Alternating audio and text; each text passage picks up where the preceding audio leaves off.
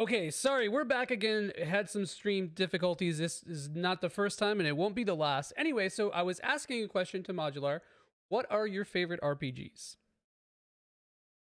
Favorite RPGs. So like making the like meaningful distinction here, because like I mentioned, I kind of like WRPGs are what most of like my adolescence were spent on.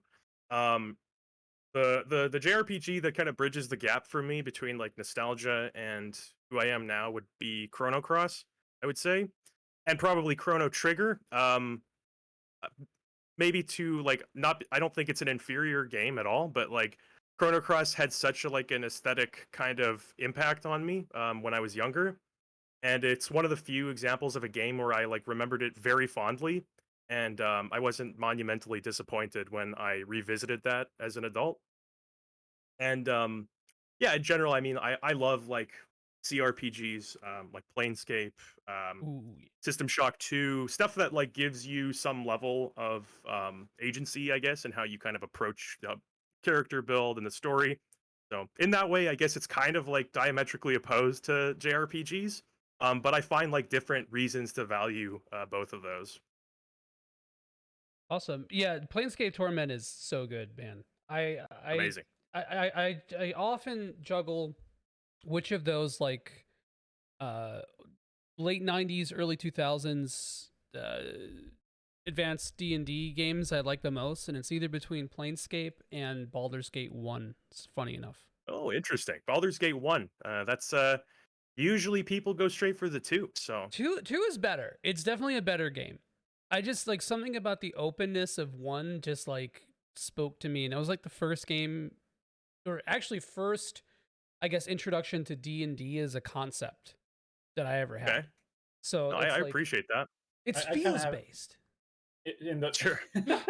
in the realm of CRPGs. I kind of have a similar take. I'm not really too into CRPGs because they are a lot slower paced, but I do like classic Fallout. Probably because New Vegas is my favorite modern Fallout. Um, I've played through Fallout 1 a few times. I never got far in 2 just because of how punishing that early game is if you're not doing melee weapons. But just looking over the atmosphere, watching playthroughs on YouTube, I definitely prefer Fallout 1 to 2, which is a minority opinion. I'm with you on that actually. I I like love the Fallout 1 more. atmosphere. I The I atmosphere is great. Mm. I love both Fallout 1 and 2 um for like very very different reasons, but I think I'll have to be I'll go with the majority opinion and still be the odd one out here. I do like That's Fallout fair. 2 a little bit better. That's fair. You're allowed to have your wrong opinion. No, I'm just No, he's like everyone's I've made getting a along brand too on my well. wrong opinion. Hell yeah. I mean, you Fallout did video gas when. up. You gassed up Legend of Dragoon. Let me just say that much. So that's the wrongest opinion I think that you might have. Yeah. Yeah, I don't know why in what context, but you and like disliking Legend of Dragoon are kind of bouncing around my head. I'm not sure if you've said something Yeah, I did. or Yeah. what. Yeah, I yeah. think that's totally fair. By the way, it's one of those things. That video, going into it, basically, I wanted to like understand why Legend of Dragoon still has this vocal white hot fan base after all these years. Such an obscure game and doesn't particularly like excel in any one way. And I don't know. I feel like I caught a little bit of that like bug. I caught a little bit of what it is that Mm. people like find in it, and a lot of it is sort of like secondhand nostalgia. I would say it is heavily nostalgia based, but I don't think there's anything inherently wrong with like thinking a game is great because it was great when you were a kid or Yeah. it reminds you of good times, right? Really good segue into our topic for this evening, which is how analysis and discourse can affect our perception of things. So, I think that's a really good point. Is that like just because I mean there's always merit in positive critical opinion and negative critical opinion too. If something is so widespread that you can find it everywhere, it's easy to pick things from it, right? And like sometimes you like things just because you like things and you don't have to analyze it, right? Like you just do, man. It's not worth the effort maybe. It's again, it's feels based. So I'm curious about this whole thing. Um, First off, we need to set some, like, I guess, like, fundamental understandings of each other and how we get into games. So, do you guys have any? And again, remember specifically related to RPGs because it might be different. Do you have any prescription for how you get into in RPGs, like any prep work, anything like that? Andrew, we'll start with you. For me, it's setting aside at least a few hours to start an RPG. So, like a few hours to get myself immersed into it and understand how to play it and understand the baseline plot or characters so that I can acquaint myself with it so I can get into a kind of groove. But before that, I do a little bit of research to understand okay, how's the general tone? What kind of game is it? Like, as far as like interaction and gameplay, what is it that people why are people drawn to it at which like yeah that's the whole thing with affecting our perceptions but when there is a near consensus opinion there usually is something a reason why that there is that consensus.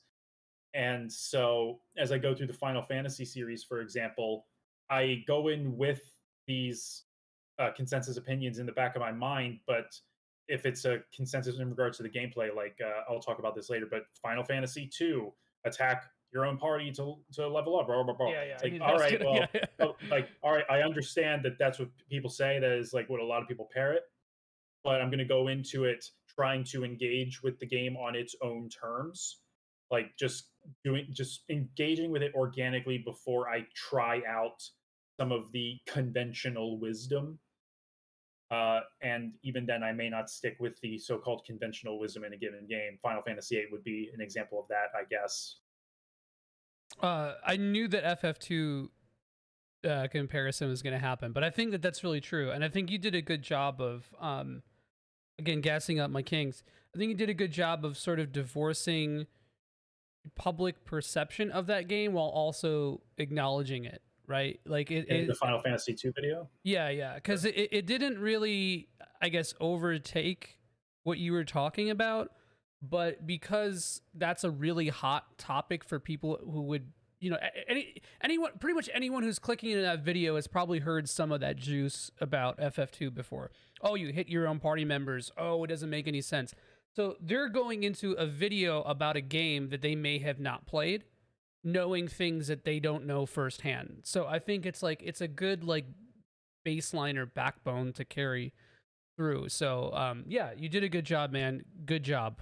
Yeah, and on that point, I just want to say this real fast. I normally wouldn't talk about that kind of modern perception in the Final Fantasy retrospective videos, but because that particular assumption is so Yeah. prevalent with Final Fantasy 2 specifically, I felt like I had to bring it up, acknowledge it, and if necessary, debunk it, as it were, in the main body of the video. So Yeah, no, that's good. You use an argument just to Tommy gun it full of holes. That's good.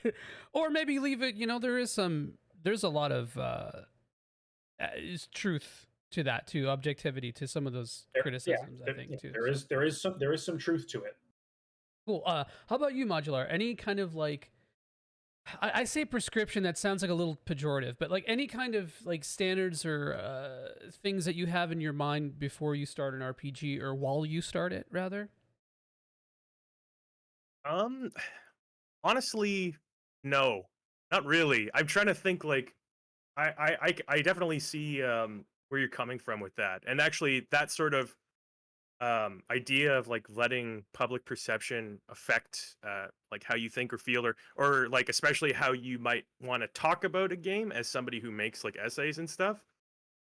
Like maybe you don't agree with like something somebody says, there's kind of a temptation to be like overly apologetic about it, at least for me, because it's just like, oh man, I don't want to like upset people.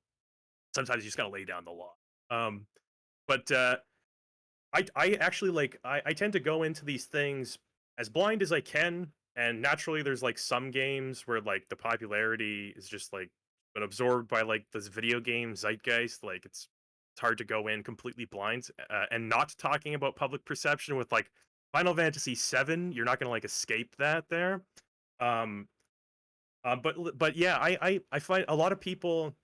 I did a Xenogears video. I got a ton of people recommending to me an amazing channel that did amazing series of videos called Resonant Arc. You guys are probably Oh perhaps yeah, Yep. familiar yeah. with. And like just like absolutely stellar work there. But like for me, I always say no, I'm not gonna watch it until I'm like done my video. Because I'm very like I'm very sensitive to other people's thoughts and feelings about stuff like that.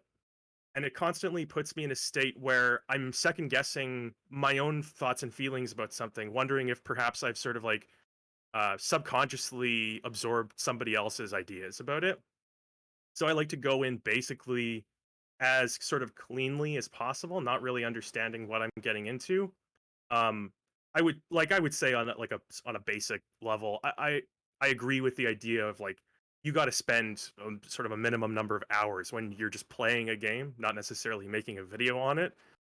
Because RPGs are you need to kind of hold their hand for a little while and get to know them before you start understanding what you're in. But yeah, generally, I wait until I'm done before I start sort of like digging into things or trying to contextualize things, and that way, when I share thoughts with other people, that it feels like okay, this is kind of like vindicating in a way. And then when I don't, it's kind of like interesting to dig deeper as to where those disagreements come from. But that's just me. Yeah, no, I think that there's no way to avoid the collective unconscious osmosis that happens creatively. You know, I talk a lot about this with music, but it's very easy to rip something off, and musically, creatively, in writing, in even something like a YouTube video.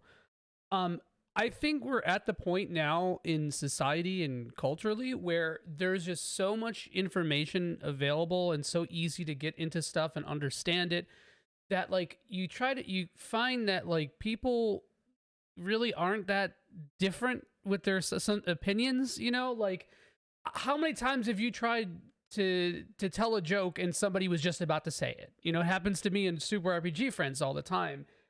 You know, like you just take different paths to get there sometimes, and it's like I totally understand that reservation of like, and I really applaud that actually as like an artistic endeavor to be like, I'm not going to watch the most popular video because I want to do this blind in my own way, and I think that to convey that into video games, I think that that's like super important for getting a good full experience with RPGs that are in essence a very, say it again, feels based kind of genre. Because if you have your percent, like if you go into Star Ocean 5 expecting a mid game, which is something you'll find out in 5 minutes anyway, but if you go into it expecting that, it does affect your perception, and then you're gonna start looking for things, especially somebody who is analytical or whatever. So I think it's impossible to really divorce perception and discourse from your own opinion, but like at the same time, I think using it as a foil is just as harmful. Like Andrew was talking about his FF2 video and people saying like, "Oh yeah, you just hit your own party members and blah blah blah." It's really easy to devote your entire endeavor to talking just about that one point. Or let's say you had watched Resident Arc Xenogears video, which I haven't seen that yet. But if you watch that and you're like, "Oh, he didn't talk about this. I'm going to make sure to bring that up." It does affect your art, right? And 100%. so it's like we're this is such a broad topic, you know, like it's hard to sort of hammer it down to the specific. Uh but I'm curious as to, has there ever been a time with you guys where you've just been unable to get what you think is an authentic experience from an RPG? I would say yes, and part of that is down to uh, okay, so like I'm gonna be upfront about this with the Final Fantasy retrospectives. Like when I'm recording the games for my first play, through my first playthrough, my first full playthrough of these games. That's part of the goal. Is like I'm playing through the games for the first time, and I am using a guide or a text-based walkthrough for that. And the reason I'm doing that is so that I don't miss anything, so that I can experience as much as I can on that first playthrough, so that subsequent playthroughs of maybe later versions, I don't have to think so hard about what I need to do. I can just go through it later. Um, but just but walkthroughs are obviously written by people who are intimately familiar with the game already and have a particular idea of how one should play the game. And based on the game that the walkthrough is for, that may have a minor effect because you can only play the game in so many ways, or it could have a major effect like Final Fantasy VIII. I know that you if you know what you're doing, you can break that game in half. You can get the best magic to junction onto your stats. You can get the best weapons. You can get all the best cards in triple triad to make the best stuff. You can turn off random encounters. I didn't do that for my playthrough. The most I did in my initial playthrough was I bought a bunch of tents and found out I could break them down into Kiragas, and I was just like, "Fuck yeah!" I didn't know that. But that's an organic thing. Mhm. The Yeah, other it's way the emergent. other way You yeah, discovered it yeah, yourself, like, yeah, through its own exactly, mechanics. it's emergent gameplay, which I think is great. Uh, when you discover something yourself, there's always that wonderful feeling because you feel accomplished. Whereas if you're using a walkthrough, then depending on who wrote the walkthrough, they may say, again, for Final Fantasy VIII, "Oh, you gotta do this is how you play the game." And 8 is something I'm going to bring up a whole lot throughout this video because there's so much you can talk about with Final Fantasy 8 specifically because of just how open ended that game is, for good or for ill. A lot of people are very split on that game. I've found for every one person who loves it, there's another person who absolutely hates it. And I'm just kind of like in the middle. Mm. Agnostic, FF8 agnostic. So, at the risk of sounding a little bit semantic, I do want to say something because I hear something because you said it, and I'm not attacking you or necessarily like your arguments Right? and concerns about the game, but the whole concept of like if you know how to do it, then it's easy, right? That Yeah. is such. This is because I catch myself saying it all the time, and I always try to challenge myself to be like, what could I do to like think about this statement more, right? So it's like FF8's a really good example because if you can, do triple triad and junction flare to your weapon and watch Squall one hit KO everything until the third disc. Like it's a joke, but like that's true of like every game. It's just I think the difference is if you're guided, right? Right. So you discovered the Kiraga thing by yourself. Um Again, we said that was emergent gameplay. Fuck yeah, that's the way the system was designed to mess around with shit. As you get new skills, you want to mess around with it, blah blah blah. Um, that's like the natural progression. Some people will discover the triple triad exploits or not exploits. It's definitely designed to do that, right? Yeah. On their own. Um, I wouldn't necessarily say that's just a matter of knowing what to do so much as it is being guided toward a specific thing. So like if you know an Elden Ring to rush and get I don't think you can get rush rivers of blood, I don't know, but like if you know to rush and get a weapon really fast, then that is like super easy to work with. Yeah, of course it's going to be easier, right? But like in the grand scheme of things, who mechanically has an easier time? Somebody who adapts to something or somebody who is guided, right? And it's going to be usually the former. So it's like this. It's a really interesting dynamic, I think, that we get into with guides, like as a supplement. Um, Right. Modular, how about you? Do you use guides or like when you go into a game? Do you try to do the blind run through? Do you try to look on game facts and then make horny posts? Yes to all. No, I try to go through games blind. The problem is that like there's a certain expectation in terms of like your ability to discover like side content and to be able to complete like side activities and Yes. stuff. Um, it depends on the game. I try to keep like as far as RPGs go, I try to keep like many saves. That way when I do inevitably go kind of look at the things that are missable, I can just sort of return to that point and kind of record footage. But I try to keep it as blind as humanly possible while I play the game, because yeah, I agree. There's a easy way to like spoil that experience. Your point with FF8, it's like one of those games where yeah, it's in a sense having a first playthrough is kind of like makes or breaks the experience for you, because after that it's all of these like things, these tips, these tricks, they permanently become available to you, and then like not ruining subsequent experiences is a matter of you purposely playing less efficiently, which is Mm-hmm. something I have a big problem with. I hate it when like people say, well, you can have your own difficulty by like not doing this or not Mm-hmm. doing that.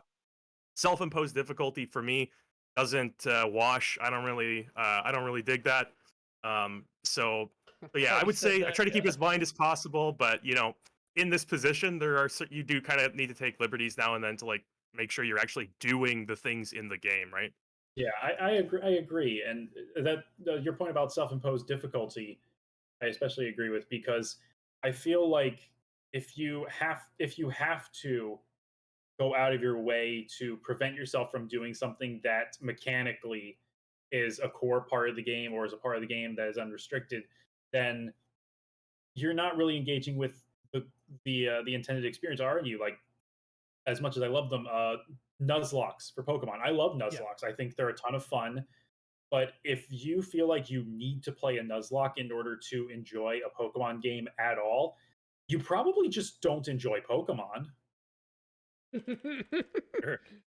Actually, funny enough, Stormcassie in the chat says that there were she did some everything. She felt like she did everything out of order in Gen 9 in Scarlet and Violet, Mhm. and like sometimes it doesn't feel that good or whatever.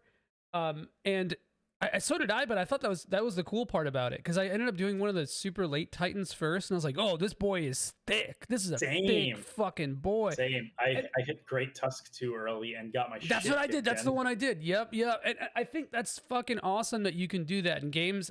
Our last podcast, by the way, folks, if you like what you see, if you see what you like, go ahead and check our VODs up on youtube.com/Cerulean Skies Live. You can check out all the RPG podcasts.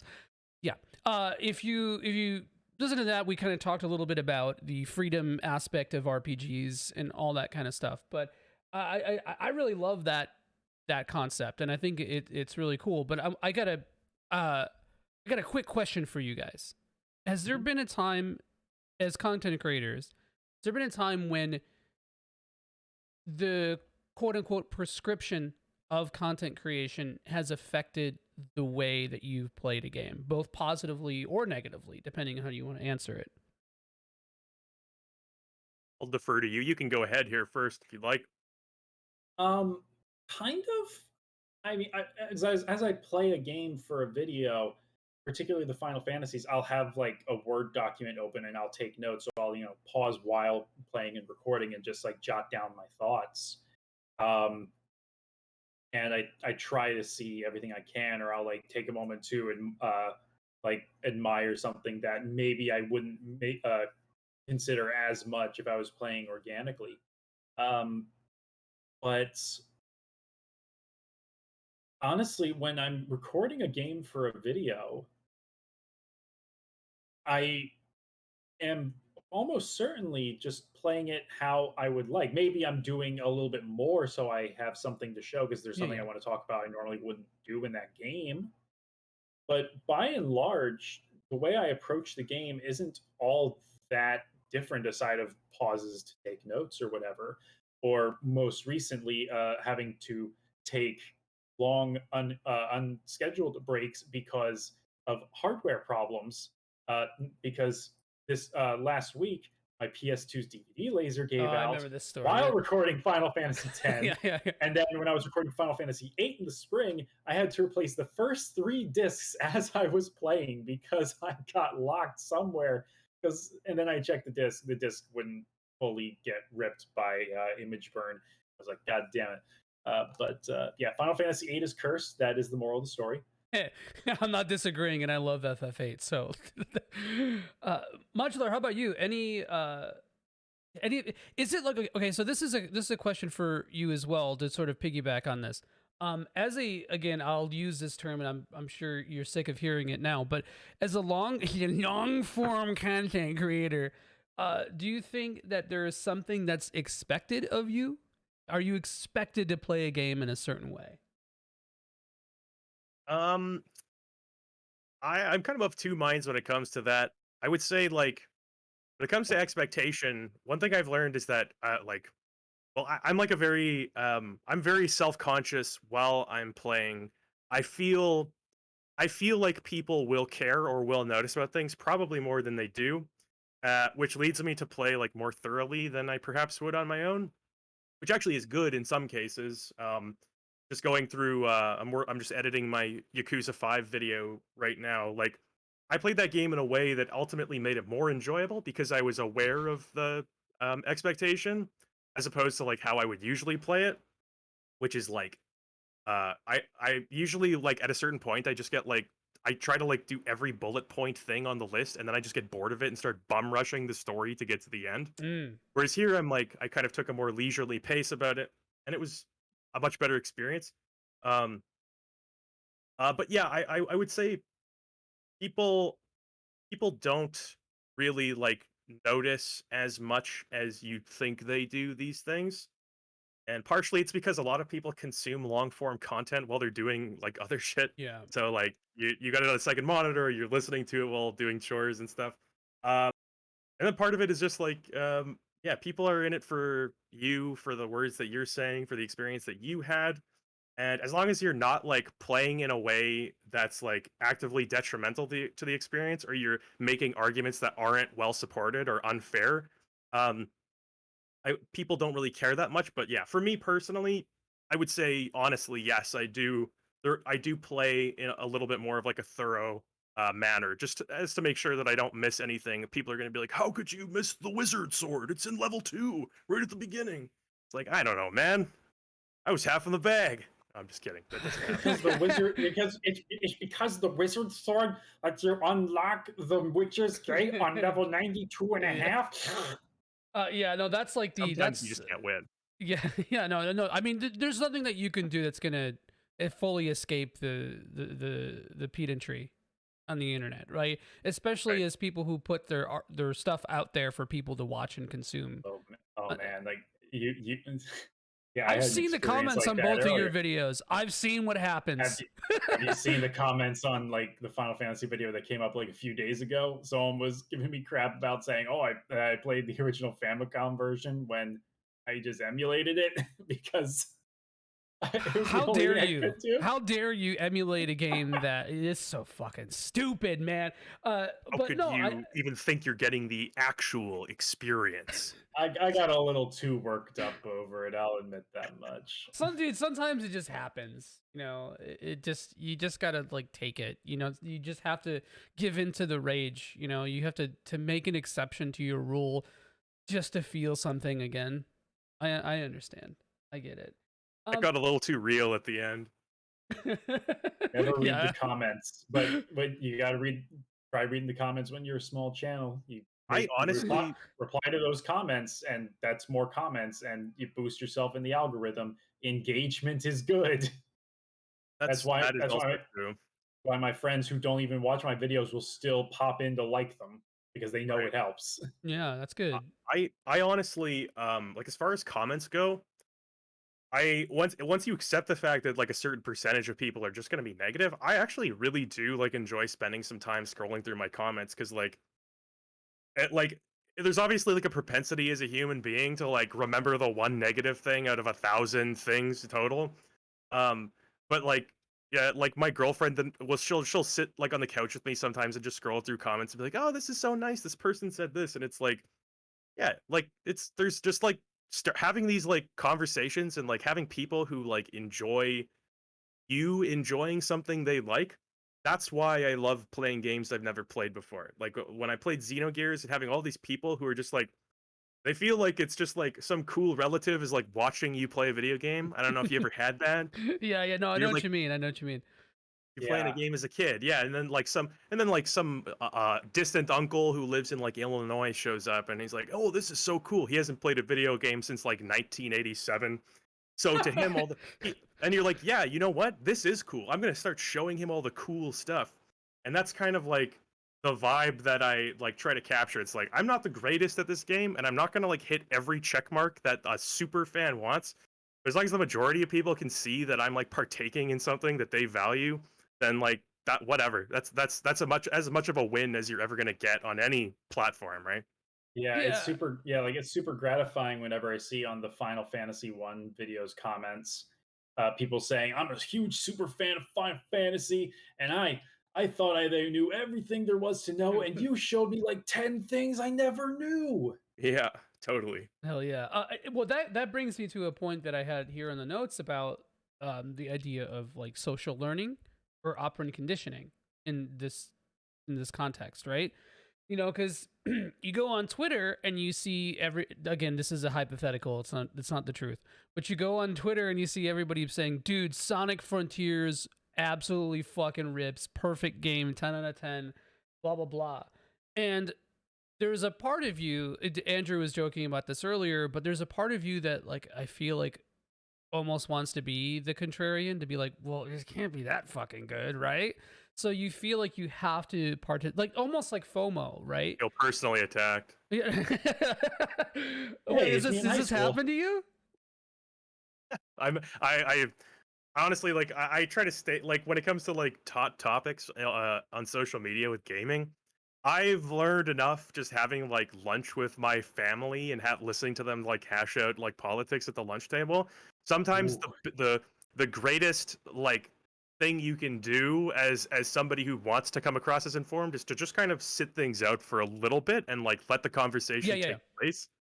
Absolute, But there is a absolutely. strong I have a strong like inner temptation to play devil's advocate at like every opportunity. I have to like fight against it daily, just to not like start something. Because I'm a very agreeable guy and I like everybody getting along, but at the same time, I'm always holding this match. And I'm like, what if I just threw this on the house? Wouldn't that be kind of funny? Devil's advocate may cry. Yeah, I understand. Uh, Exactly.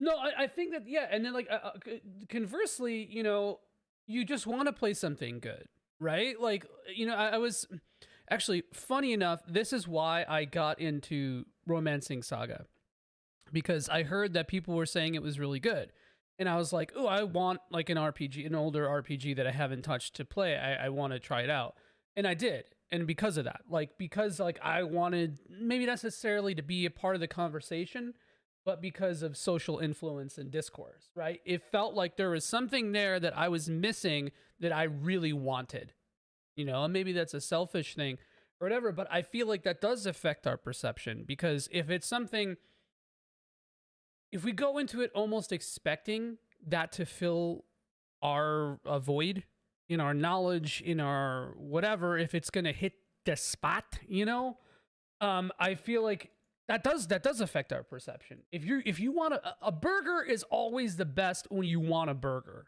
or you're fucking unbelievably hungry. There's no you're not like you don't have the mundane burger that hits super hard. Nobody remembers those fucking burgers. Everybody remembers the hungry burgers and the edible hit at the wrong time and now I'm fucking starving burger. And you know, I feel like there's something to be said psychologically for that, right? I don't know how to fully articulate this, but I think you guys understand what I'm putting down, right? Yeah. Yeah, I Uh, would say there's something sometimes you can tell based on like the gaming zeitgeist, like you just intuitively know that something's gonna be right up your alley for sure. yeah, and Yeah. is that such like a oh, is that like how influential to your gaming habits is that? Would you guys say? For me, um anyone who knows me knows that am incredibly uh disillusioned with the AAA video game industry. And that's not necessarily on principle, although it should be based on just how the AAA space operates these days, but that's a whole other discussion. With how AAA games, they typically try they kind of fall into this pile of mush. Like a lot of action games adopt RPG mechanics, which feel to me like a band-aid or a shortcut to not being able to create interesting mechanical challenge and instead make it a numbers challenge, which is totally arbitrary. But moreover, it's that, was I going somewhere with this? Ye- God. uh, I asked you if, I guess, if like there is some kind of discourse that does like help you get the burger in your mouth, basically. Um, Not often. Because I remember for years people were hyping up Elden Ring, and for the longest time I was like, "What's an Elden Ring?" And then like 2 months before it comes out, it's like I finally learned, oh, it's a Souls like. It's from Soft Mhm. with George R. R. Martin. I'm just like, I do not give a shit about Game of Thrones. I do not give a shit about Souls. I am checked out of this conversation. And I see people talking about it. I'm just like, I'm glad you guys are having fun. I'm just, don't talk to me about it because you're not going to get anything interesting. Not necessarily you're going to get anything negative. You're just not going to get anything of interest. Yeah, and so this Um, is a thing too. Is I feel like analysis breeds this, and discourse will often breed this thing of like, I need to have something to say. And to me, I think like when you engage in media just to have something to say, why? Like yeah, not everyone needs to be. Everyone, you need to sit down that cuck chair. You need to listen. Like. yeah. Yeah, like years ago, I used to do like game reviews, like bi-weekly game reviews. I did like 20 of them, and I burned out hard because I was forcing myself to play those games, and it got to the point where like for like a half a year or so, I just didn't really play any video games. I couldn't enjoy games, and Persona 5 pulled me out of that because I popped that in and I just got engrossed in it.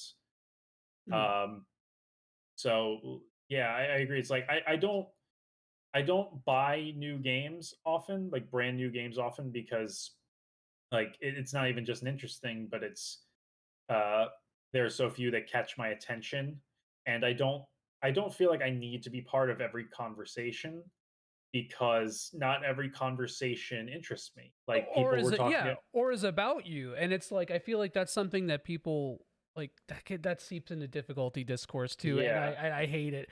But I do want to also bring up something regarding this too, is the concept of like holding steadfast to your opinions despite adversity, right? So for example, let's say, how do I say this? I really hate I'm just saying this as an example. I really okay, hate Final Fantasy 2. It sucks. Okay? And then Andrew sits me down in my cuck chair and he says, "Listen, here's why it doesn't suck." There is a sort of, no matter how objective you are as a person, right? It's right, human nature um to be like, "Well, I have my beliefs on this." And like Majuular was saying about watching his family like just Looney Tunes dust cloud politics while he sits back and watches the house burn. And it's like, Yes, good. yeah, destroy each other. Yes. But like, yeah, there's this kind of thing to like stick to your guns, man, and like, I feel like a lot of that ties into insecurity, right? Like, right, uh, a lot of times people will. This happens so often with FF13. Man, it happens. I try not to mention FF13, but it happens so fucking much with this game.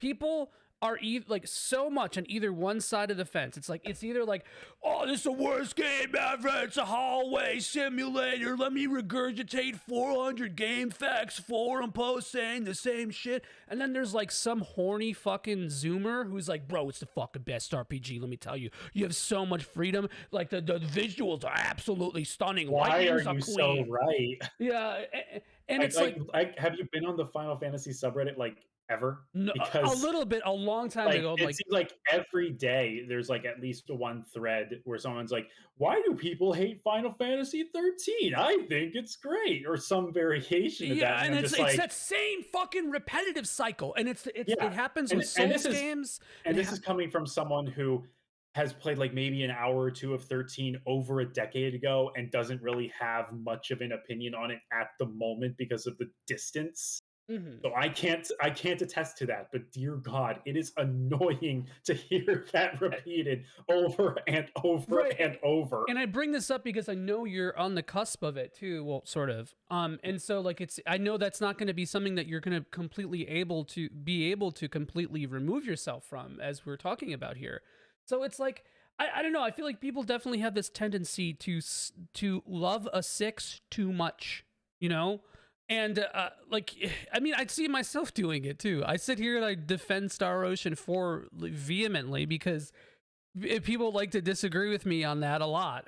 But it's like, I feel like it's important to sort of understand that about yourself and about the way that you approach games, because like all you got to do, man, you got to here's my crystal spiel where I try to sell everybody on incense and crystals, is that you just got to like let yourself have a good time, bro. You know, just like open your mind a little bit. Um Yeah, so, that really liking a 6 out of 10 thing. That especially is a good point because like there's plenty of media out there that's like kind of mediocre or just sort of okay or above average, and there are people that are ride or die for it. I because of yeah. some elements or other. Typically you see this with a lot of camp.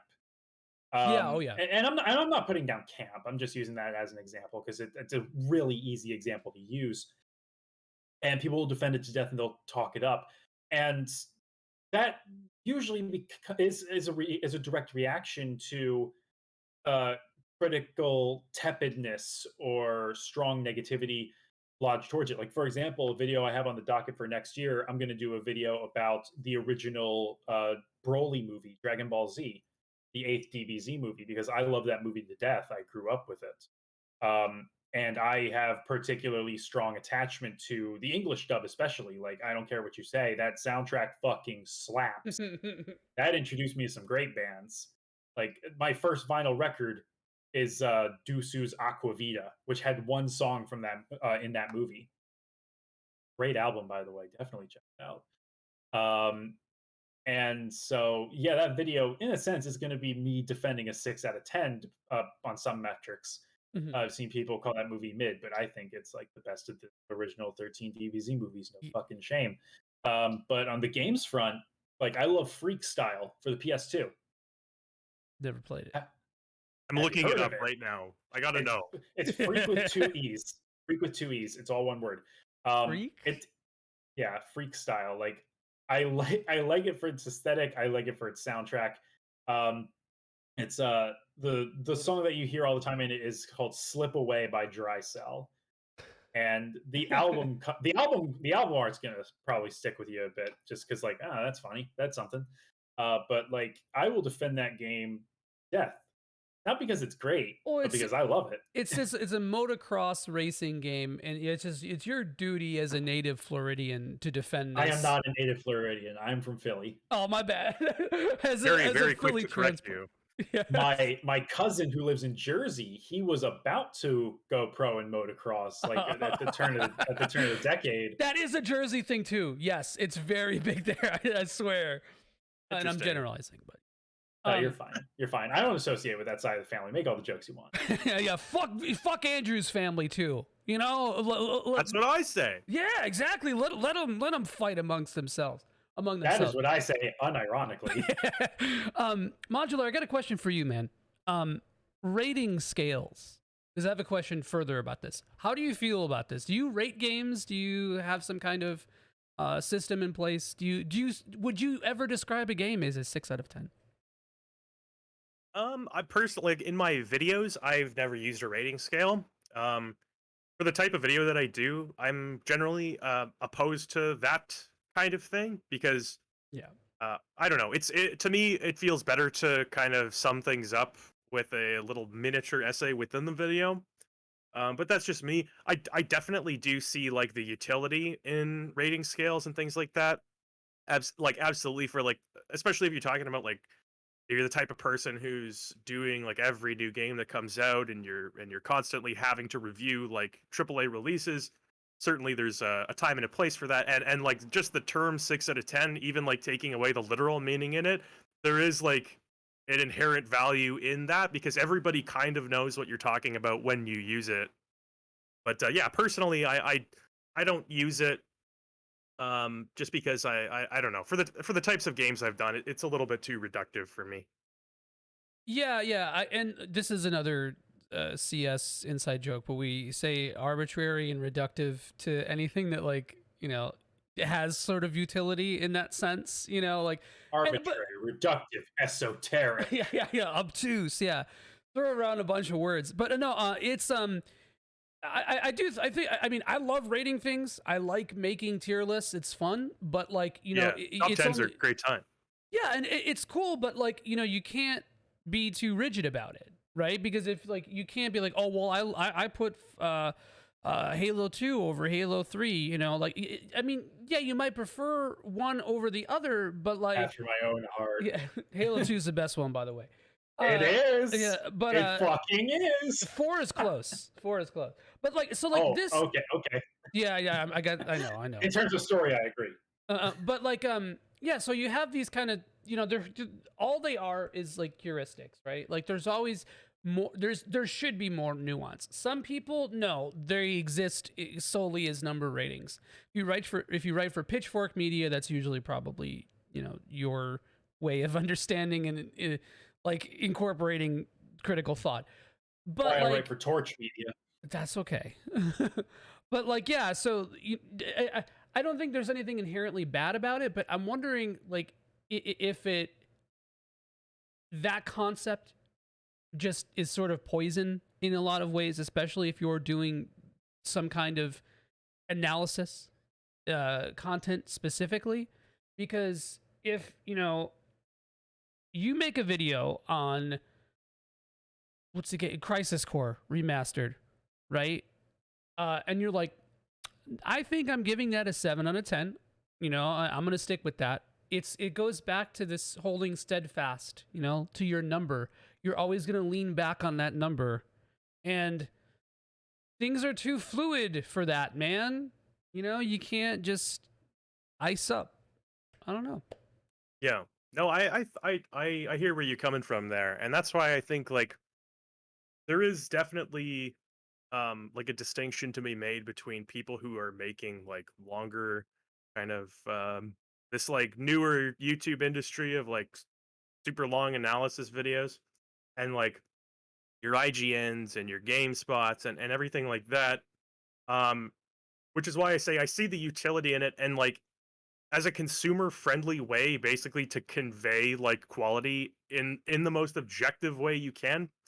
um there is value in it, and like obviously there can be extremes there that are harmful. For example, IGN, I think I may have even mentioned this when we were on Super RPG Friends, but the imagine Party Babies having like a 7.5 out of 10, Yeah, and then like yeah, God Hand being rated a 3 out of 10, right. and those numbers are forever etched in IGNs. Like that is what they are, right? Yeah, As the you too say. much water meme. And it's like, okay, so I Yeah, get it in a right. way. I get it in a way because people are like, oh, like maybe that's not the best, most credible thing, but people forget that that's just one person's rating, and B like do this stupid fucking thing where they're like, oh, this is the same site that said 6 out of 10, too much water. Look how fucking stupid they are, despite the fact that I'm Yeah. sharing their posts and giving them social media traction. And it's like, Classic. yeah, fucking so stupid. Like, Yeah. so It dumb. doesn't help that uh, it may be the one person who's doing it for the site, but it's people aren't going to think of that one person unless something especially egregious happens regarding that one person Mm. and that review. Sure. Like that, there was like that one person I think at IGN who basically, who not even basically plagiarized a Dead Cells review off of a Yeah. small YouTuber. Um, So, and IGN resolved that. They got fired and they wrote a whole other review, which that's good. But that's beside the point. The 7.8 out of 10 meme, nobody remembers who wrote that. They just remember IGN gave it that rating. Yeah. Right. It's not Joe Piscomo. Yes, I know that there's someone who with a very similar name. Don't undermine the point. Piscopo. We're not talking about Joe Piscopo. We're talking about Joe Piscomo. Yeah. He's a game reviewer. The Very made up, different guy. the made up version. Yeah. Joe Piscomo may have written it, but people only remember it being an IGN interview. IGN behind it. God Hand 3 out of 10. Pokemon Alpha Sapphire 7.8. Imagine Baby Designer Honey Boo Boo, whatever the fuck. Yeah. 7.5 out of 10. It doesn't matter that that's three different people. Those are three different people at the same website, and people are going to remember the website. Yeah.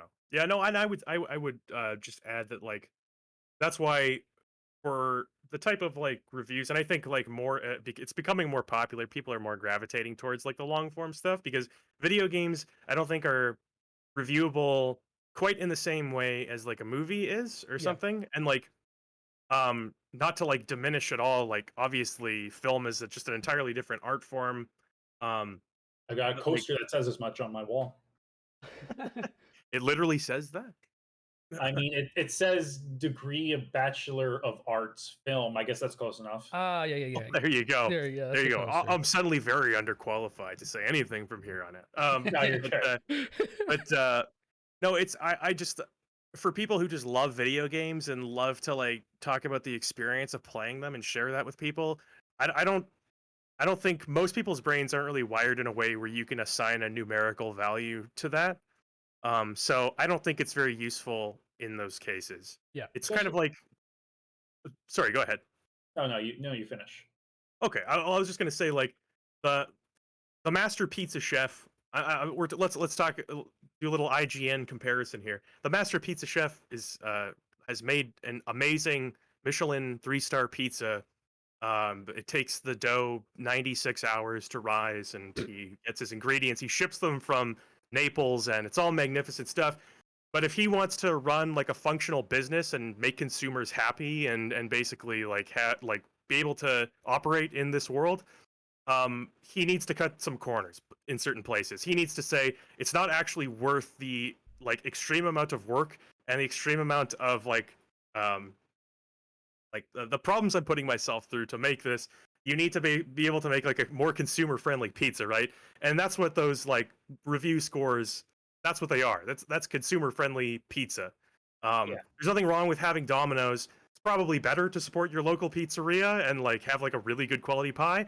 But if you're at a hotel somewhere and you don't know what's around, everything in its place. Domino's is the spot. Everything in its place. Yeah, and so exactly. Like you have to. That's why, okay, I fucking hate game journalism. I hate it. I will not read a review. I don't give a shit. But I'm not going to sit there and be like, look at these fucking game journals, whoa. Because it's just as fucking corny as like people who are like, well, like who completely lean on that scale. There are the two genders of game journalism are literally just misogynists and or Nazis. Mm-hmm.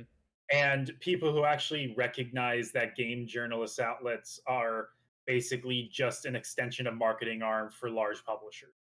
Yeah. I mean, that is a big part of it. And not all the time. I mean, that's why you guys do your thing too, and why a lot of creators focus on reviews rather, because not everybody who does reviews does it for clicks or for money or for clout or whatever. Like they just like to do it. Few and far between, don't get me wrong, but it still happens. I do this is a very broad topic, so I do kind of want to reel it back a little bit, and I want to ask a question about analysis affecting perception, right? So, and I'm kind of directing this toward Majuular because you did a Xenogears video, and sorry, Andrew, I know that this is on the slate for you, but this is a really good example of this question, or this question rather. Do you think there's an almost seesaw effect between, or rather with what the game is trying to do versus what it actually does? And the end deliverance of the product versus the sort of intended thing. So talk a lot about developer intent on this podcast. This is an important thing to think about.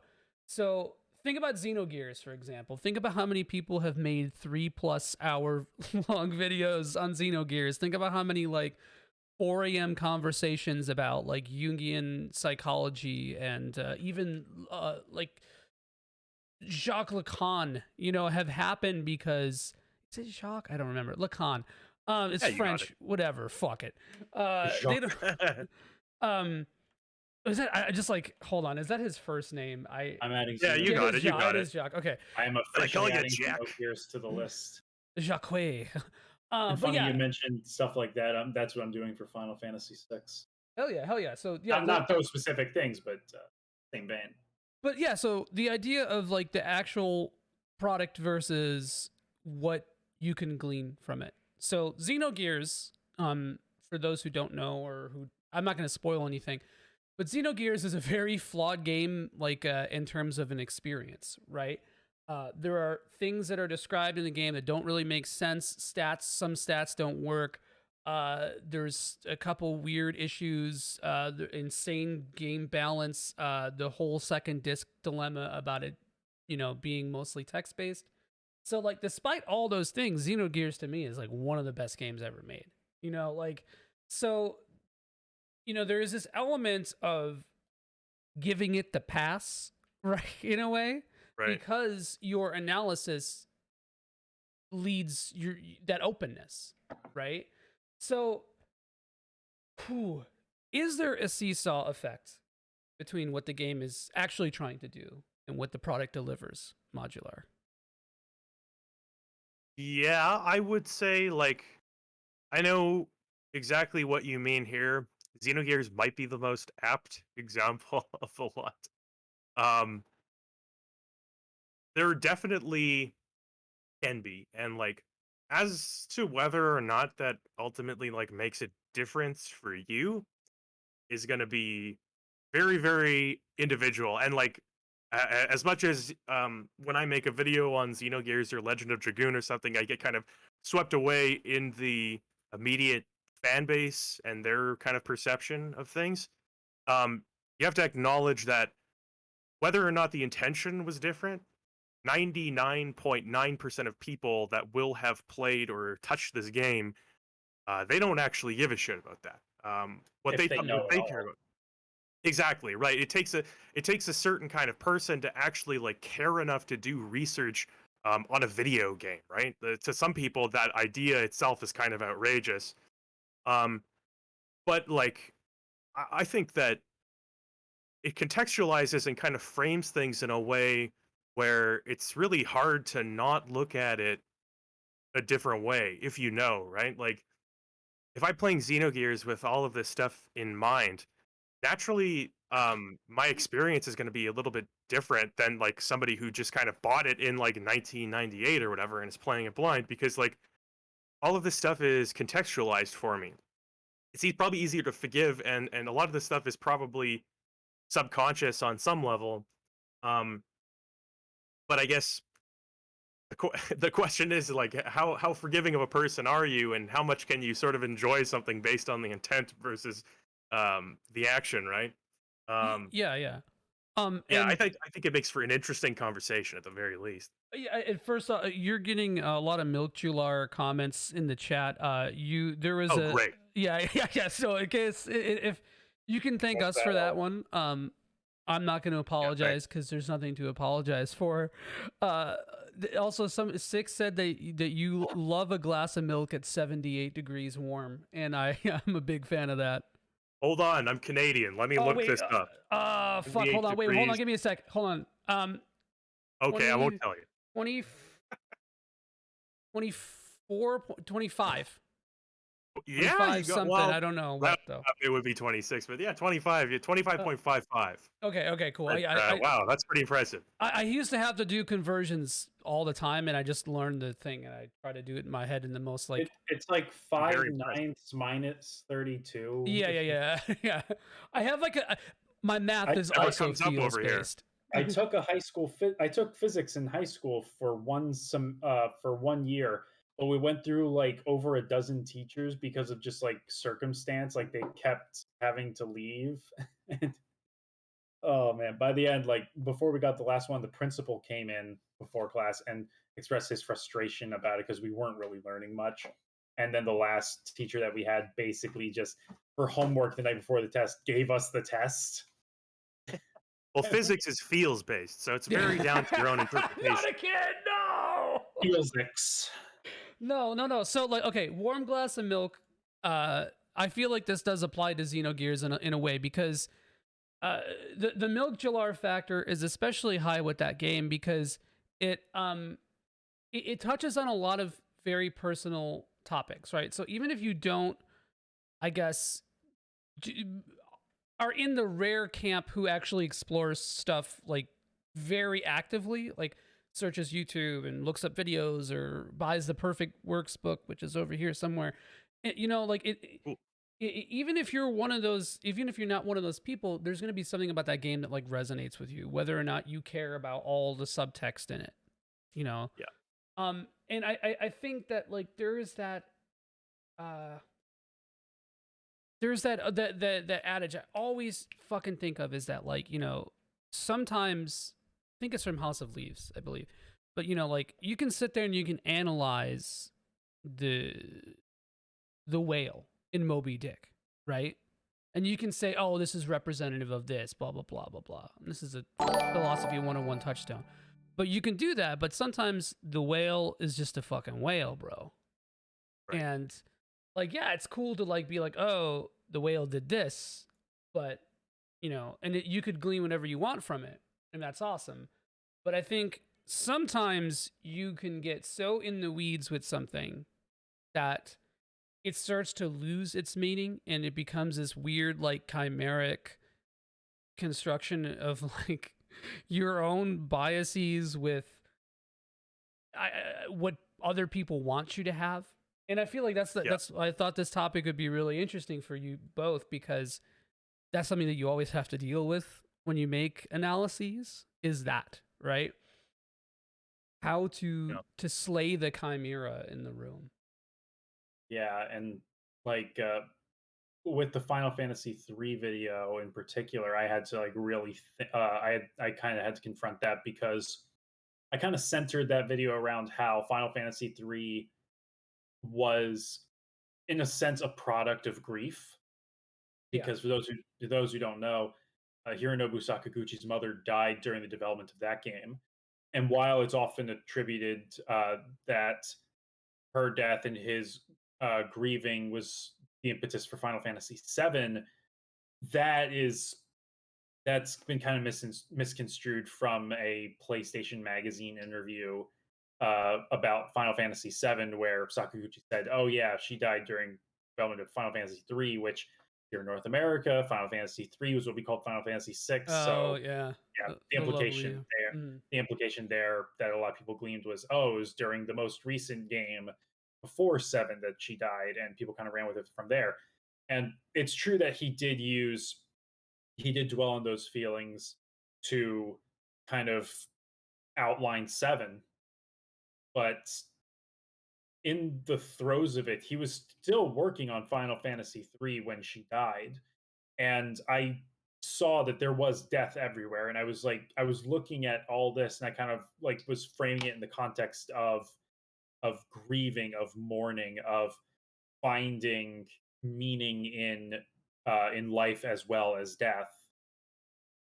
So I had to take pains to not try to ascribe too much of that to every aspect. So I did pick and choose, and I went very direct uh, with the parallels that I could find. Like the deaths in the game, that's obvious. Um, but I also had to look more into how Sakaguchi himself was feeling about it, how he was processing it, and then relating that back to like the core themes or messages of the game. Uh, so when it comes to overanalyzing, you do have to find a way to ground yourself.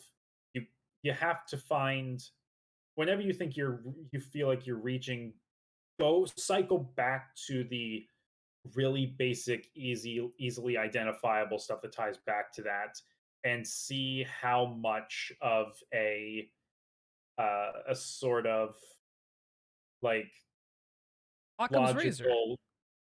It's not just Occam's razor. It's also uh like how many, not leaps in logic, but how many steps do you have to take to connect from that one that can best be attributed to Occam's razor to this one you may be doubting whether or not there is anything there. Like if you like, there's a point where there's too much, and you have to like start scrutinizing every step along that path. Yeah, yeah. To get to that, yeah, that's a so okay. I get a question as well. Modular. Any examples of games that you can think of that really warrant this analysis, the kind of Xenogearsian analysis? Any games that aren't Xenogears that Yeah, yeah, require the Xenogears? yeah. um, like honestly, I don't even necessarily think Xenogears necessitates the Xenogearsian analysis. Yeah, thank you. Um, Yes. I That's would a really say good answer, actually. I, I would say that like I'm not a writer and I have no background in like dissecting any kind like stories or anything like that. Um, what do they call that? Literary critique? Nothing like that. Um, but like intuitively, it seems to me like people who are writing and creating these stories are trying to convey feelings and themes, but they're not actually trying to convey their like lives. They're not necessarily trying to like Right. um there's the idea it's very interesting to go back and look at something in retrospect knowing like what the creator was going through at the time, whether it was like they were going through depression or whether like somebody close to them had passed away, and kind of looking at through that lens. But at the same time, um I think it's as an artist, what you're trying to do is basically to create an atmosphere and to create a story that exists sort of outside of yourself and outside of your own immediate experience. And so there's always going to be people who want to look more deeply into that. I'm guilty of that. I always like look up like music artists I like to just kind of get a sense for their life, and it's like, yeah, and then you go back and there's always the temptation to constantly be looking at things through this lens and trying to like extrapolate meaning where there isn't necessarily. There could be, but it's like the larger point, I guess, is does it matter if there is? Can't you just like internalize this for what it is instead of trying to speculate on those things? Right, because okay, a good example in Xenogears is the Bart and fuck, what's his last name? I forgot his last name. Bart's last name in Xenogears. Oh, Fatima. Yeah, yeah, yeah. So you can say the Fatima brothers and the Figaro brothers in FF6. It's the same thing, Right. right? It's a direct parallel. And you could be like, well, they just copied that. Saga just copied that, and just that was just the logical thing. But just fucking, you could do that. You could be a little shit. You could be annoying about it. Like, They just copied Palom and Porum from Final Fantasy yeah, IV. exactly. And like, yeah, you can do that. And I think that's interesting to look at from a developmental way, from like it's like architectural thing.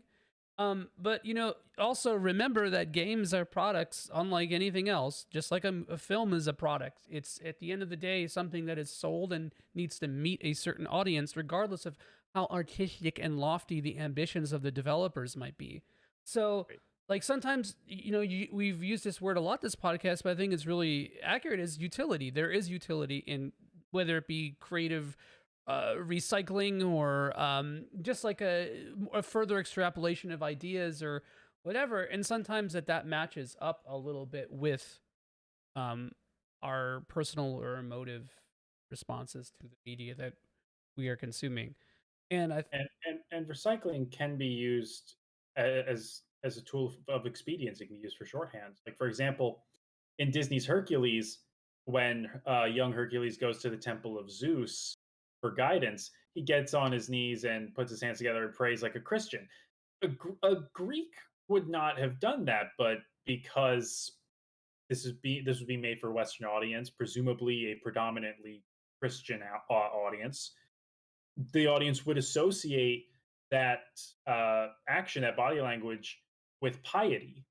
Yeah. So instead of having to explain how, why Hercules is like sacrificing a goat on an altar in a Disney movie, which is what the Greeks probably would have done at the time, they just have him get on his knees like a good Christian boy, and the audience immediately understands.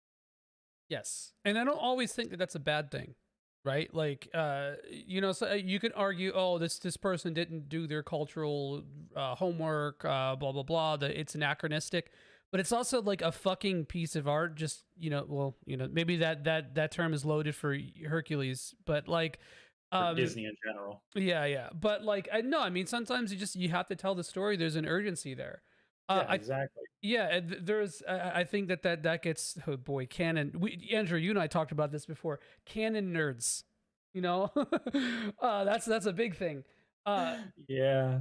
So I got a chaos question because we are kind of running down a little bit on time, but I got a chaos question for y'all. And especially as again, content creators, I think this is a good question for you guys. Lot of people nowadays, because you have this repository that is youtube.com. If you're interested in something, it's very easy to look up that thing. Like, it's very easy to be like, oh, I hear Xenogears is good. Let me YouTube it. Let me YouTube a synopsis. And then falling down this rabbit hole of watching all 4 hours of your Xenogears video and being like, yes, I understand Xenogears now. So it's almost a devil's advocate question. I don't know. Do you think that analysis or discourse changes if you yourself have not played an RPG? What do you mean by like does it change? Extrapolate on that a little bit. Yeah. So okay, you're deflecting, so you don't have to. No, okay. Yeah, I'm out of here. Yeah. No, I mean, like, does it like do you lose authority? For example, do you have to play something to be able to partake in discourse or analysis of it? Yeah, I mean it's like I feel like instinctively that it's like the elitist answer, but like yeah, I think that like if you were actively trying to engage about something, especially a finer point of a game, like I haven't played The Last of Us 2, but I'm not really interested in talking about it because I haven't played it. I know the twists. It sounds like the twist is shitty and makes you feel bad. But I don't have the full context of the experience of having played that game, and like there is immense value in having that to be able to actually talk about these things. So I think that it's one thing to talk about like if you feel like a publisher is being chintzy about like DLC or something.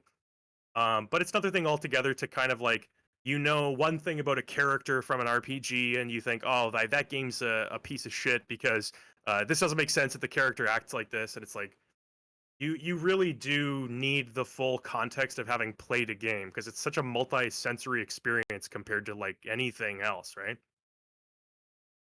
Yeah, no, I agree. I mean, again, the example I always give is you don't need to play Superman 64 to know it's a piece of shit, right?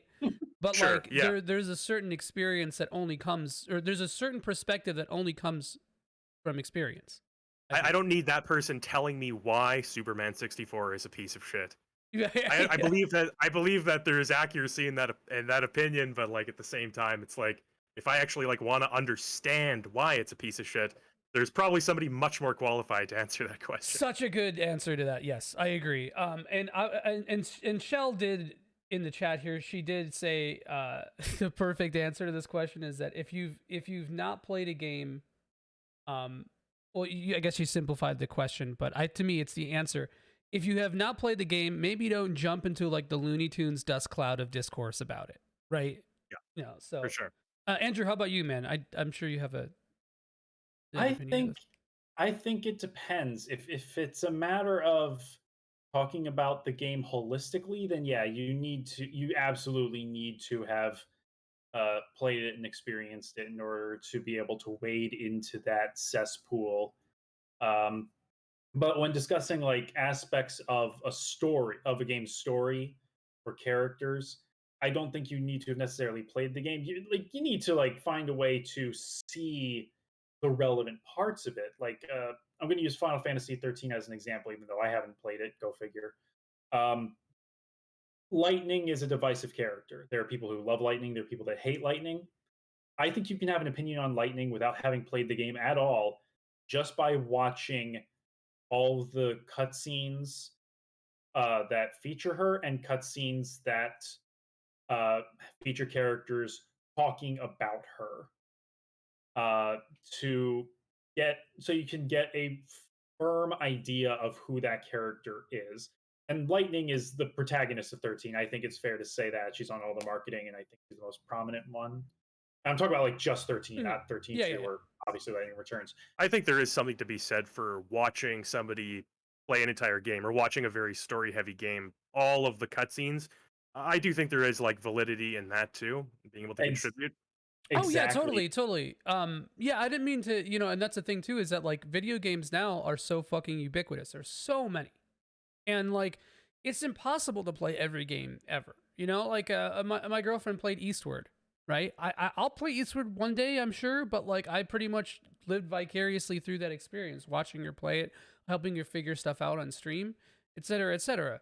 I'm not gonna say I played Eastward to people. I'm not gonna be like, well, I had a lot of trouble. This part was easy. That game was easy. I don't know what you're talking about. That stuff sucks.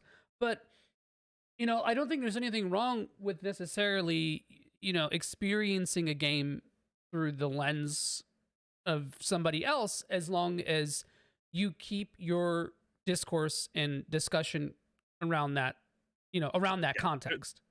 There Yeah. is something tactile that you will just be missing. There's not really it's not very easy to boil it down into like constituent parts, but there is something about the act of having played a game that does change your perception on it to some Yeah. degree. Yeah, Yeah, yeah. like I would say that playing Final Fantasy VII, playing as Cloud, gives you a very different perspective than just watching someone else play it, simply because of the nature of Cloud's character and Yeah. and his arc. Um, and brought up in the chat that there's a perception that Yeah, Squall yeah. is I a was very gonna different read it. character Yeah, than he actually nice. is. Like I agree. Like I can rag on 8, but I really like Squall as a Dude, character. I he's think he's pragmatic. He's not emotional. Well, he is, it's but it's not about it's practice. it's Is not that do people just hate Squall? Is that a thing? there are a lot of people that hate Yeah. Squall. There are a lot of people that love Squall. He's so edgy. I think he is a fascinating, phenomenally grounded character. Yes. Incredibly grounded and and relatable because like especially if you played the game as a teenager, which I certainly fucking did. I'm 27. I did. Um Well, I was a preteen actually. I mean, Extra edgy. hey, that's still good age to play it then. Like when you're that age, you are constantly inside your own head. Yeah, Square Enix groomed me with that one. Yeah, Yeah, indeed. just like Squall. Squall is inside his own head, and as the player, you're very privy to his inner thoughts, and so you can see how his mind's working, where his mind is going. You can see why he acts the way he does, and of course, the localization for Final Fantasy VIII can be a bit spotty with the regular use of the ellipses, whatever. And Mm. I understand why the localization for that was kind of fucked by Square not giving the localization team the script, and they had to use a Game Shark to extract all of it. Um, but that's beside the point. Squall, if you just look at like highlights of Final Fantasy VIII, then Squall isn't that interesting. But if you accompany him throughout his journey, he is one of the strongest like Final Fantasy protagonists. Not in like terms of like physical strength, who would win Cloud, Squall, Tidus, or Shinato, or whatever her name is from Oh, 11. Shantoto. Mhm. Shintoto. But in terms of how well rounded is he as a character? How compelling is he? How dynamic is Right. And sometimes you just don't get that experience unless you play it yourself and also kind of are able to, the whole game is putting you in his shoes. So, so Shell said, I have never played Yakuza beyond like an hour of Yakuza 0. So she says Squall is the OG Kazuma Kiryu? Is that a Yakuza reference? I think so. I know Kiryu. Yeah, I can neither confirm or deny that comparison because like I played about halfway through Final Fantasy VIII a while ago, so my experience is pretty limited. But like, yeah, I mean, like Kiryu is he's sort of he's very brooding. He's very stoic. He's very quiet. The game's kind of put him in these awkward positions where he's like forced to show his humanity in like funny ways. Um, but he's sort of like on the surface level, he's sort of like the typical like portrait of masculinity, I would say. But sounds yeah, I like mean, kind based of on whatever, then there is some similarities. I would say that's Kiryu probably is a little bit more. He's a man of action. I don't know if that describes Squall. it sounds like a bit of a cross, but that sounds like 80% Squall, 20% Cloud. I see that a little bit, yeah. Fair enough. Cloud's a soft boy, like inside. Yeah. And Yeah. Squall's Cloud only is a like, goofball. yeah. Cloud is a freaking goofball. But yeah, so we are kind of running a little bit at time here. I do want to bring up one quick little theme here before we wrap up and do our closing show stuff. And it's, you guys actually both very much hinted on this during some of our discussions here, but with long form analysis and that kind of like analytical content creation becoming more of a thing, I think you're already seeing mainstream outlets try to employ it. I think the best example of it mainstream I can think of is Tim Rogers and Kotaku kind of initially letting him do that kind of stuff. And I think you're going to see in the next, mark my words, for this podcast for posterity. That's what Cerulean Skies is. But I think you're going to see in like 5 years, IGN try to do a Milk-Jar-esque Xenogears video, right?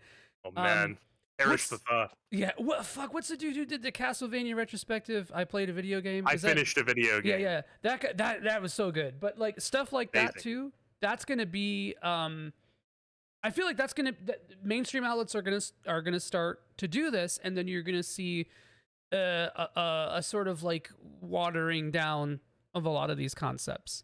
So I'm wondering if this does happen, how do you think that will affect RPG perspective moving forward? That is a good question. Sorry, it's really broad. I think It's a hard really answer. like where I'm kind of stuck on is the premise that this long form content will be co-opted and utilized by larger, more corporate mainstream outlets, which I don't think it's out of the realm of possibility. Mhm. But because of the amount of time it takes to do them, and because of the relatively Right. limited number of games that uh, the audiences those outlets have cultivated would be interested in seeing that kind of content from,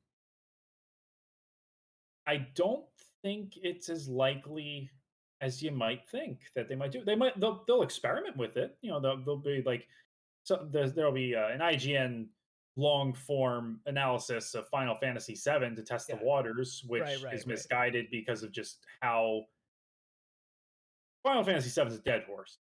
Let's be real. It's been Milk-Jar-ed. It has been Milk-Jar-ed. I'm so sorry, dude. I'm so sorry. God, I love it. Yeah, they'll do it with like the usual suspects because they want to test. They would want to test the waters with something they think is a sure thing, but those sure things have already been talked about to death. Final Fantasy VII, maybe Chrono Trigger, Halo Combat Evolved, maybe as like a shooter, or I'm blanking. Like maybe like a Gran Turismo or something, if you can like even begin to fathom a deep dive into Gran Turismo like that. Mhm. Um, And of course, you need the manpower for that. You need to have all these things. You need to have all these wheels turning. You need to have deadlines and such. And the thing with this kind of thing is the people that are most passionate about it, and I'm not I don't want to like necessarily include myself in this. You can include me in this if you want. People that are most passionate about it, who are taking their time to make sure that the video is as polished and as comprehensive as it can possibly be, while maintaining a good sense of pace, while not repeating itself, while being coherent.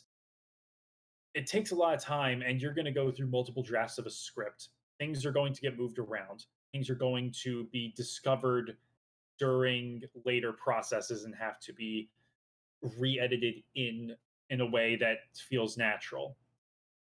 These are not the kinds of videos that are put together in a few days, like IGN reviews. Like for example, they're 5-minute reviews, and these outlets' bread and butter is not looking backwards. It is staying in the here and the now and looking like 5 minutes into the future. That's where the money is. That is where the bulk of the audience is there for. They're there to see, is Elden Ring 2 Electric Boogaloo any good?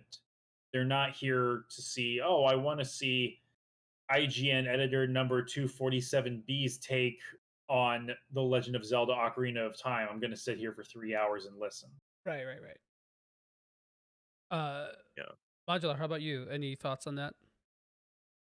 Yeah, I think I tend to agree that the real like long form stuff, even though it's like there are like Joseph Anderson, and there are channels where like it really like has popped off in a big way.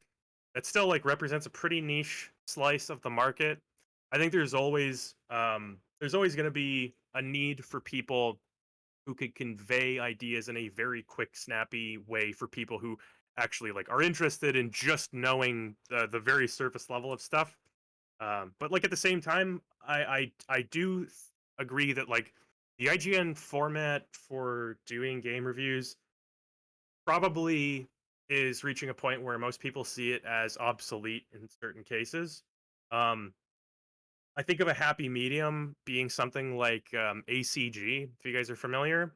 Mm-mm. But he's a YouTube channel. It's a big YouTube channel. I'm sure he's eclipsed 1 million subscribers, but it has the same kind of like he's able to review new games and popular games, and he's able to do it relatively quickly. But he also does things. It's higher quality. He does deeper dives. His videos tend to be between like 20 minutes and half an hour, which is actually for the average consumer, that's like a great length of time to learn about a video game without like really kind of spoiling it for yourself. Yeah, it's just a matter of like covering things in a way that's like more than cursory, but still leaves things to the imagination type of thing. Gotcha. So, yeah, I wouldn't be surprised if I saw most major news outlets like IGN's reviews now they're already a little bit more kind of like free form. They don't like break things down into graphics and gameplay now. They'll kind of have like themed segments where they'll talk about like characters instead of just story and stuff like that. And I'm sure that will continue, but yeah, I don't know if they would really branch into the long form content. And as for your question about how that would affect the perception of RPGs, um, I mean, I think it's one of those things where like if you're gonna do that style of video, RPGs is probably the best one to do because it's made up of so many like things in it that it's So many difficult moving to parts. Yeah, yeah, yeah. for sure. It's difficult to know what an RPG is just having it explained to you sub 10 minutes. Hmm.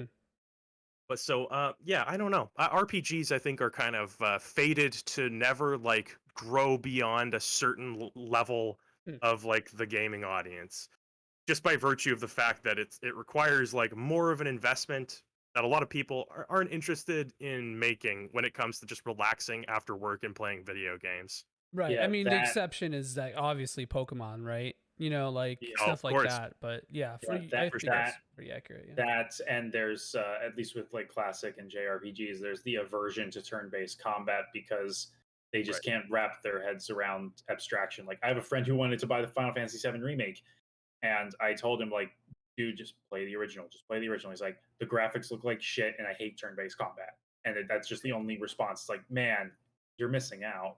And that's going to Yeah. be most people, I'd say, still. Yeah. Exactly, and it's unfortunate, but that's just the world we live in. And also on the other end of that spectrum are people who like think turn-based is just the way, because it, a lot of developers in the 80s even only did it because that was just the only style that was like practically Feasible. possible. Yeah. And it's like it's like saying all movies should be in black and white, right? Like it's the stupidest thing.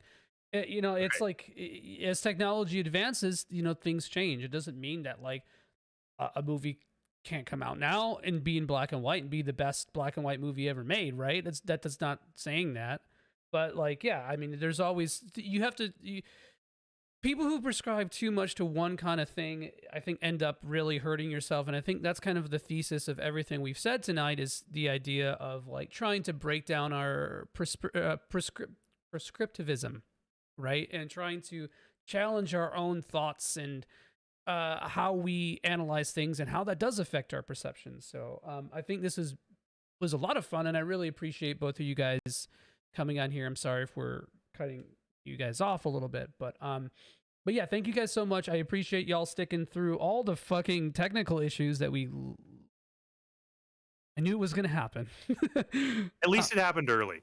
It's true, yeah. Yeah. That's true. But I had a lot of fun. Thank you guys again. Let's do some plugs. Andrew, we'll start with you. Where can we find you on the internet? You can find me on Twitter at LordDru. It's the same. It's spelled the same as it is in the title of this stream or VOD if you're watching the VOD. You can also find me on YouTube at youtube.com/Andrew Bluette. That is blue with 2 T's on the end. That's where you'll find my videos. I also have a Patreon, and you can find that through my YouTube channel. If you want to toss a buck or two my way, you'll get access to behind the scenes info and posts, and you'll be helping me to make my content. Hell yeah. You get to make his content. Look at that. You Yeah, make him. That's awesome. Yeah, your name will be on the patron eye catch of every video. Hell yeah. Everyone likes to see their name. Yeah. Majuular, how about you? Where can we find you on the internet? Yeah, you can find me at youtube.com/Majuular. You can also find me at twitter.com/Majuular. I occasionally engage in some light shit posting. Yeah, I don't know. If you like the cut of my jib, you can come listen to me wax nonsense on RPGs on my channel.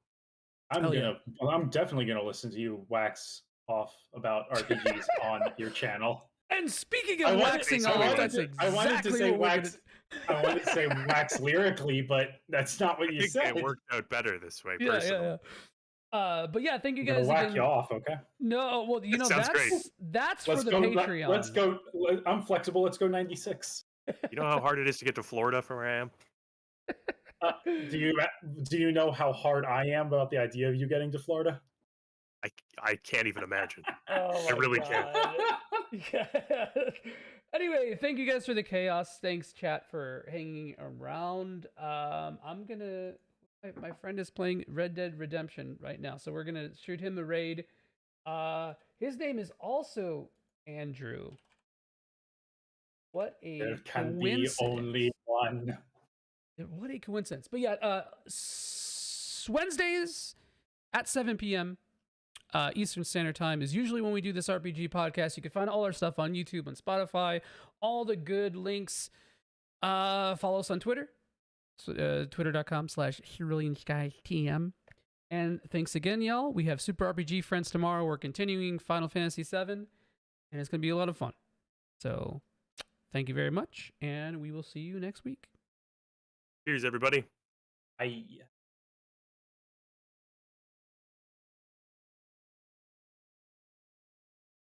He's the only person that was live right now. I'm like, I haven't even caught his stream in like a year and a half. But thank you guys. Sorry if I cut anyone off. Not at all. 90 minutes went by very quick. Yeah, it was fun.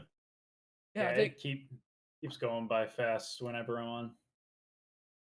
Yeah, it's the way it goes. I felt a little bumbling. I had a lot of really cool thoughts, and I was typing up some of the notes, and then they all were lost to me as soon as I hit that live Yeah. button. I was looking over the doc when I got to work. I was in the break room. I couldn't actually like write down any notes. I'm just like, I know what I'm gonna say.